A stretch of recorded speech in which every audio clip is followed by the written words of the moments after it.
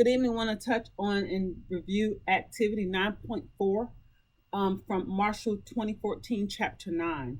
And so we're supposed to create a response to the question. The question is, how similar are these ideas to those found in previous definitions of global citizenship?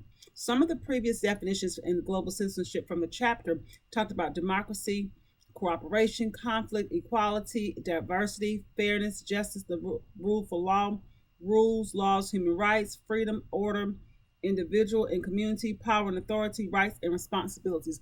The values and dispositions, and looking at the overview of essential elements to be reached by the end of compulsory schooling, talks about the concern for the common good of others. It also talks about being in human dignity and equality. So a lot of them are very, very similar, and they have a great connection amongst one another. When we think about global citizenship, I know a lot of people look at global citizenship. You have to have citizenship in certain countries to be considered a citizen of that country. But a lot of the characteristics that we in America are providing for our students are the same citizenship characteristics that are being provided by other countries in their curriculum as they look at how they're educating their students.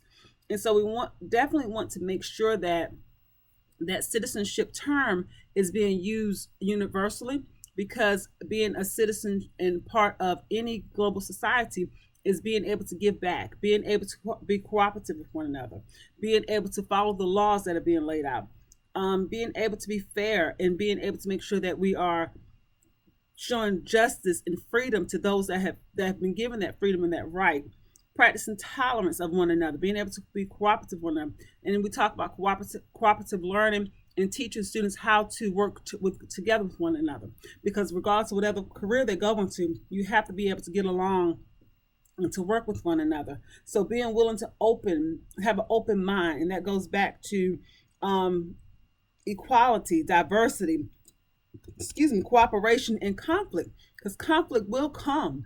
But then the question is, how do we teach students to deal with that conflict when those conflicts are coming? And so I go back to the assignment and I reflect on it. These ideas are very similar. They have a very direct correlation with one another. And so when I look at the Crick report and I look at what has been outlined in the chapter from chapter 9, I see a very direct correlation when they discuss the definition of global education.